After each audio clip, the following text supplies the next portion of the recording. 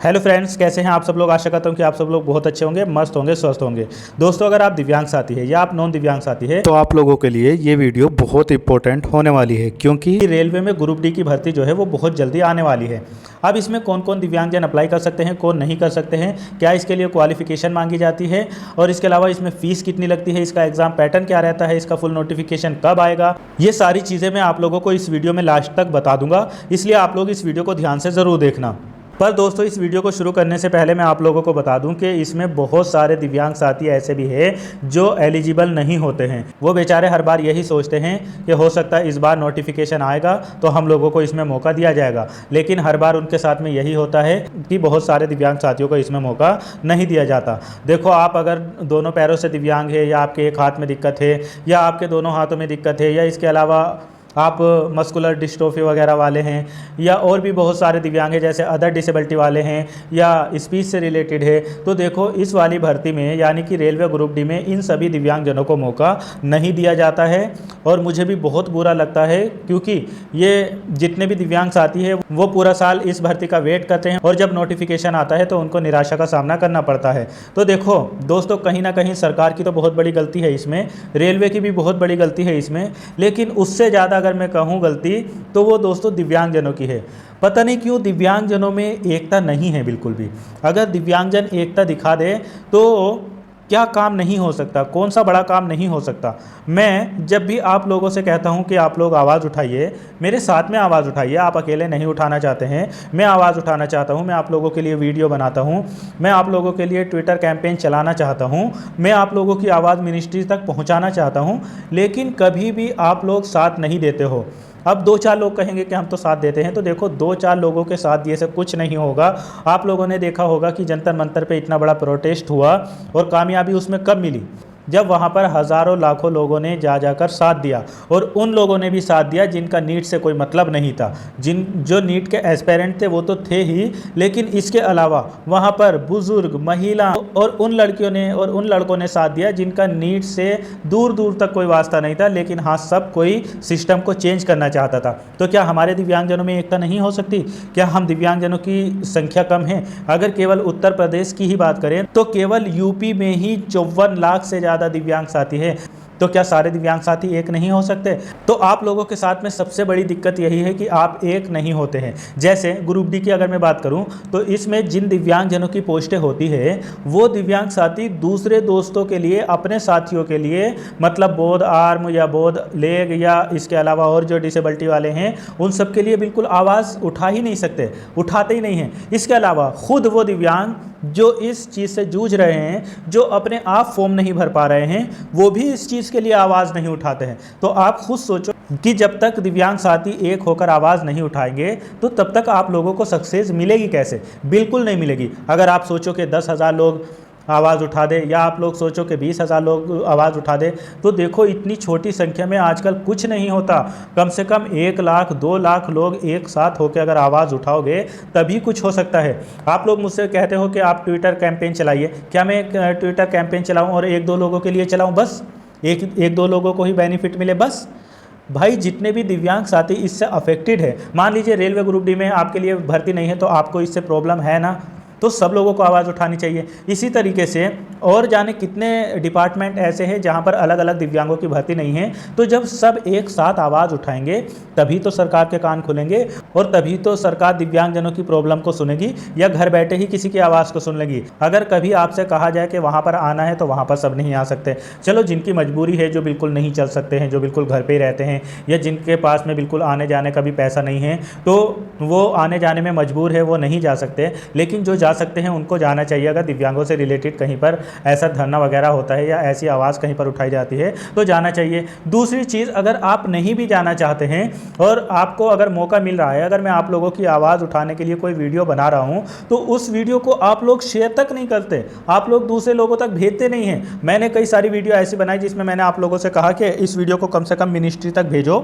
आप लोग शेयर करो। तो जब आप लोगों की प्रॉब्लम है तो आप ही लोग तो शेयर करोगे या दूसरा आप लोगों के लिए शेयर करने के लिए आएगा? बताओ, कोई और तो आएगा नहीं ना। नॉन डिसेबल्ड भी साथ दे देंगे यहाँ पर बहुत सारे साथी, लेकिन जो खुद डिसेबल्ड है वो आपका साथ नहीं देंगे, वो नहीं भेजते हैं वीडियो को कहीं भी। या अगर मैं ट्विटर कैंपेन चलाऊं भी तो आपकी कोशिश कर करके बार बार मैसेज कर करके आप लोगों को, अगर 10-20 लोगों को मैं एग्री कर भी लूँ उसमें रिट्वीट करने के लिए, तो क्या फ़ायदा होगा? आप खुद सोचो, कोई फ़ायदा होगा? कोई आपके ट्वीट को देख पाएगा? कोई नहीं देख पाएगा। तो देखो, सरकार की गलती तो यहाँ पर है, लेकिन उससे कहीं ज़्यादा जो गलती है वो दिव्यांगजनों की खुद गलती है। जिन दिव्यांगजनों की जॉब लग गई है उनको किसी से कोई मतलब नहीं है। वो भले ही आपकी कैटेगरी के हैं और वो किसी दूसरे डिपार्टमेंट में काम कर रहे हैं, लेकिन वो आपके लिए आवाज़ नहीं उठाएंगे। हालांकि ऐसा तो है नहीं कि उनकी जानकारी कोई लीक कर रहा है। एक ट्वीट करने में या वीडियो को शेयर करने में या किसी लिंक को शेयर करने में आपका ना तो पैसा लगेगा, ना आपके ऊपर कोई ऐसा एक्शन हो जाएगा। और अगर आप एक्शन होने से डरते हैं तो फिर आप डरते रहिएगा। मैं तो इतने बड़े प्लेटफॉर्म पर आकर आवाज़ उठाता हूँ, मुझे तो डर नहीं लगता है। मैं तो नहीं सोचता हूँ कि मेरा चैनल डिलीट हो जाएगा तो हो जाए, दूसरा बना लूँगा, मुझे इन बातों से कोई फ़र्क नहीं पड़ता। लेकिन दोस्तों, आप लोग जब तक एक नहीं होगे, जो रेलवे ग्रुप डी में फॉर्म भर ही पाते हैं वो भी अगर साथ नहीं देंगे, और जो खुद नहीं भर पाते हैं वो खुद का ही साथ नहीं देंगे, तो आप लोगों के लिए कौन आगे आएगा? भाई मैं तो थक चुका हूँ आप लोगों से कह कह के। जब भी मैं कहता हूँ कि ये दिव्यांगजनों के लिए स्पेशल वीडियो है, इसको शेयर कर दो, लाइक कर दो, उस पर मुझे लगता है सबसे कम व्यूज़ जाते हैं और उसको सबसे कम लोग देखते हैं, उसको सबसे कम लोग शेयर करते हैं। तो ऐसा क्यों है? तो आप लोगों में यूनिटी क्यों नहीं हो रही है भाई? ये तो समझो आप। तो कहीं ना कहीं आप लोगों की बहुत बड़ी गलती है। और रेलवे ग्रुप डी में क्या बहुत सारे दिव्यांग साथी फॉर्म नहीं भर पाते हैं? केवल ओएल वाले, इसके अलावा एचडीएसआई या एसिड अटैक या एलसी या डीडब्ल्यू, यही लोग फॉर्म भर पाते हैं और इनकी संख्या भी कम होती है। तो आपके रिजर्वेशन का क्या फ़ायदा भाई? ये रिजर्वेशन मिल किसको रहा है? जिनको मौका मिलना चाहिए वही नहीं जा रहे हैं, केवल कुछ थोड़े बहुत दिव्यांग साथी जा पा रहे हैं। जब सीटें आती हैं तो उन पर किसको ले लिया जाता है, ये भी तो आप समझो। वहाँ पर किन लोगों को बिठा दिया जाता है आपकी पोस्टों पर? तो इन सारी चीज़ों के लिए दोस्तों आप लोगों को आवाज़ उठानी पड़ेगी। अगर मैं आप लोगों के लिए कोई स्पेशल वीडियो बनाया करूँ और मैं आपसे कहा करूँ कि इस वीडियो को मिनिस्ट्री तक भेज दो या इस वीडियो को मुख्यमंत्री तक भेज दो, तो आप लोग उस वीडियो को ज़्यादा से ज़्यादा ग्रुप में शेयर कर दिया करो। आप लोग सोचते हो कि मैं अपने भले के लिए कह रहा हूँ, मैं अपनी वीडियो को शेयर करने के लिए कह रहा हूँ, मैं अपनी वीडियो को वायरल करने के लिए कह रहा हूँ। अरे भाई, वायरल होने के बहुत और तरीके हैं। मैं और चैनल पे जाकर काम कर सकता हूँ। मैं नॉन दिव्यांग से रिलेटेड चैनल बनाकर वायरल करा सकता हूँ अपनी वीडियो को, वहाँ पर पढ़ा सकता हूँ, वहाँ पर और कुछ कर सकता हूँ। मैं इसी चैनल पर क्यों रुका हुआ हूँ? आप ये भी तो सोचो। मैं तो ईमानदारी से आप लोगों के साथ में हूँ और मैं चाहता हूँ कि दिव्यांगजनों के हक की आवाज़ उठाऊँ और दिव्यांगजनों के हक में बोलूँ, लेकिन ना, आप लोगों को कोई फ़र्क नहीं पड़ता दोस्तों इस चीज़ से। तो दोस्तों देखो, जब तक आप लोग एक नहीं होगे, जब तक आप लोग सब मिलकर आवाज़ नहीं उठाओगे, जब तक आप लोग पूरी बात को समझोगे नहीं, तब तक आपको कुछ नहीं समझ आएगा और ना ही आपके लिए कुछ हो पाएगा। क्योंकि जो आपके लिए आवाज़ उठाने वाला होता है, अगर आप उसकी बात को ही नहीं समझते हैं और उसकी बात को ही आगे नहीं भेजते हो, तो फिर आपके लिए कौन आवाज़ उठाएगा? आप ये भी तो सोचो भाई। आप ही में से बहुत लोग कहते हैं कि ट्विटर कैंपेन चलाओ। क्या 10-12 लोगों से या 50 लोगों से या 100 लोगों से कैंपेन सफल हो जाएगा? बिल्कुल नहीं सफल हो जाएगा। आप लोग अगर कहते हो और अगर मैं शुरू भी करूं या उससे रिलेटेड कोई वीडियो बनाऊं, तो उसको अगले लोगों तक भेजो, तो दिव्यांगजनों तक भेजो। तो 54 लाख दिव्यांग केवल यूपी में हैं। सारे दिव्यांगों तक ये बात जानी तो चाहिए कि हाँ, हम लोगों का रिजर्वेशन ख़त्म किया जा रहा है, हम लोगों को नौकरी नहीं मिल रही है और हम लोगों को पेंशन सही से नहीं मिल रही है। ये सारी चीज़ें आप लोगों को समझनी चाहिए। एक वीडियो को शेयर करने से या एक ट्विटर कैंपेन को रीट्वीट करने से आप लोगों के कोई पैसे नहीं लगते हैं, फ्री में आप लोग कर सकते हो। दिन भर रील्स स्क्रॉल करते हो तो आप लोग एक वीडियो को शेयर या लाइक नहीं कर सकते हो? बिल्कुल किया करो। तो दोस्तों, अगर आप सब लोग साथ हो तो कमेंट बॉक्स में मुझे बताओ। मैं इससे रिलेटेड आप लोगों के लिए दूसरी वीडियो बनाऊंगा और उसमें सही से समझाऊंगा। और उस वीडियो को आप ज़रूर कोशिश करना कि ये मिनिस्ट्री तक जाए, रेलवे मिनिस्टर तक जाए। और अगर इस वीडियो पर आपका रिस्पॉन्स बहुत अच्छा रहता है, आप में से 10-15 हज़ार लोग इस वीडियो पर केवल यही कमेंट करते हैं कि हाँ, ट्विटर कैंपेन चलाया जाए, और आप लोग सजेस्ट भी करते हो कमेंट में कि क्या ट्विटर कैंपेन चलाया जाए, तो मैं उसके बारे में ज़रूर सोचूंगा। लेकिन अगर 1-2 लोग या 10-15 लोग या 100-50 लोग ही केवल इस बात पर एग्री हो गए, तो फिर देखो कुछ नहीं हो सकता, मैं फिर कुछ नहीं कर सकता। इसलिए आप ज़्यादा से ज़्यादा लोग जुड़ो, ज़्यादा से ज़्यादा लोगों को जोड़ो। आप लोग बस तुरंत ये कहने लगते हो कि व्हाट्सएप ग्रुप बनाओ और उस पर जोड़ो। व्हाट्सएप ग्रुप ही ज़रूरी है? जब मेरा चैनल है तो यहाँ पर सब लोगों को जोड़ो। अगर मैं व्हाट्सएप ग्रुप बना भी दूँ तो फिर उस पर दुनिया भर की बातें होने लगती है। कोई किसी तरीके की बातें भेज रहा, कोई किसी तरीके की बातें भेज रहा, जो बात रियल में करनी होती है वो कोई नहीं करता। तो इसलिए मैं व्हाट्सएप ग्रुप नहीं बनाता हूँ। हालांकि मेरा व्हाट्सएप चैनल है, उससे जुड़ सकते हो, वहाँ पर जानकारी देता रहता हूँ। इतने दिनों से मैंने अपना टेलीग्राम चैनल बना रखा है, उस पर जुड़ सकते हो, उससे भी कोई लोग नहीं जुड़ते हो। तो जब आप लोग कुछ करोगे नहीं, करना कुछ चाहोगे नहीं, तो आप लोगों के लिए कोई करेगा भी क्या? ये भी तो सोचो। तो इसलिए अगर आप में से ज़्यादा साथी सहमत हो कि हाँ रेलवे ग्रुप डी के लिए बिल्कुल आवाज़ उठाई जाए और सभी दिव्यांगजनों को इसमें मौका दिलवाने के लिए एक आवाज़ उठाई जाए, ट्विटर कैंपेन चलाया जाए और वीडियो भी बना कर अपलोड की जाए, तो देखो मैं भी वीडियो बनाने के लिए तैयार हूँ। आप लोग भी अगर किसी प्लेटफॉर्म पर है तो वहाँ पर आवाज़ उठाओ, या वीडियो बनाते हो तो बिल्कुल वीडियो बनाओ। ट्विटर कैंपेन चलाने की बारी आएगी तो ट्विटर कैंपेन भी मैं अभी से चलाना शुरू करेंगे, तभी रेलवे कुछ कर सकता है, तो वो भी मैं कर दूंगा। लेकिन आपका रिस्पॉन्स इस वीडियो के कमेंट बॉक्स में दिखना चाहिए। कम से कम 10-15 हज़ार से ज़्यादा लोग इसमें सजेस्ट करो और इस पर कमेंट करो और अपनी हामी भरो, तब जाके कुछ हो सकता है। केवल 100, 50 या 500 लोगों से कुछ नहीं हो सकता।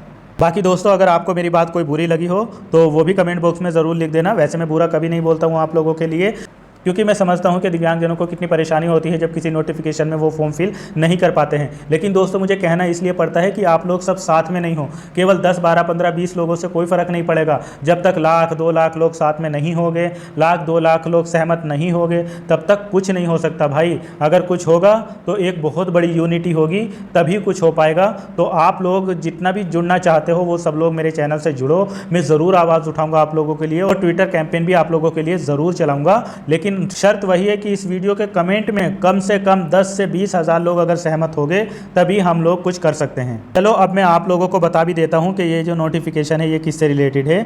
तो देखो दोस्तों, ये नोटिफिकेशन जो है ये 5/8/2026 को जारी हुआ था और ये कोई वैकेंसी का नोटिफिकेशन नहीं है। इसमें रेलवे ने अलग अलग डिपार्टमेंट से वैकेंसी मांगी है कि रेलवे ग्रुप डी में कितनी वैकेंसियाँ खाली है जिन पर नोटिफिकेशन निकालना है। तो देखो यहाँ पर जो इंडेंटिंग यूनिट है उनसे डेटा मांगा गया है 6 से 14 अगस्त के बीच में। इस यूनिट में कहाँ पर कितनी वैकेंसी खाली है ये इनको 6 से 14 के बीच में बताना है। इसी तरीके से हेडक्वार्टर से भी मांगा गया है और ये 10 से 20 अगस्त के बीच में इनको अपलोड करना है। जब सारी वैकेंसी इकट्ठा हो जाएगी उसके बाद में इस पर काम चलेगा और कितनी वैकेंसी निकालनी है, कितनी भर्ती निकालनी है, ये सारी चीज़ें जब बिल्कुल क्लियर हो जाएगी तो फिर उसके बाद में ये आपको नोटिफिकेशन अक्टूबर से नवंबर के बीच में देखने को मिल जाएगा। तो अभी अक्टूबर से नवंबर तक का टाइम है। आप लोग जो लोग भर सकते हैं इसमें फॉर्म वो तैयारी करो और जो नहीं भर सकते हैं वो अपनी आवाज़ अभी से उठाना शुरू करो। अब दोस्तों, आप लोग पहले ये देख लो कि इसमें कौन कौन दिव्यांग साथी है रेलवे ग्रुप डी में जो अप्लाई कर सकते हैं। तो देखो, अगर आप टोटली ब्लाइंड है और लो विज़न है तो अप्लाई कर सकते हैं। लेकिन एक चीज़ जो टोटली ब्लाइंड है वे भी समझ लो कि जितने टोटली ब्लाइंड साथी है जो 2025 में भर्ती आई थी उनको मौका तो दिया गया, वो भी 2 जोन में, केवल गोरखपुर और प्रयागराज में, लेकिन उनके लिए अलग से कोई भर्ती उसमें नहीं थी। तो आप समझ के चलो, अगर टोटली ब्लाइंड के लिए 2024 में भर्ती थी लेकिन 2025 में उनको हटा दिया और 2026 में क्या होने वाला है ये बिल्कुल नहीं पता। इसी तरीके से लो विज़न जो है, तो लो विज़न को अपने साथियों के लिए आवाज़ उठानी चाहिए, क्योंकि कुछ पता नहीं आगे आने वाले दिनों में लो विज़न के लिए भी यही हाल हो जाए, लो विज़न को भी हटा दे। तो इसलिए कब क्या होने वाला है ये बिल्कुल नहीं कह सकते, क्योंकि धीरे धीरे रिजर्वेशन ख़त्म किया जा रहा है, धीरे धीरे कैटेगरी को घटाया जा रहा है। पहले ग्रुप डी में BL वाले वगैरह सब भर सकते थे आज से 4-5 साल पहले, और अब देखो धीरे धीरे क्या हाल होता चला जा रहा है। इसी तरीके से डेफ HH वाले अप्लाई कर सकते हैं, लेकिन नोटिफिकेशन में कब इनके लिए भी क्या हो सकता है कुछ नहीं पता। इसलिए आप लोगों को भी आवाज़ उठानी चाहिए।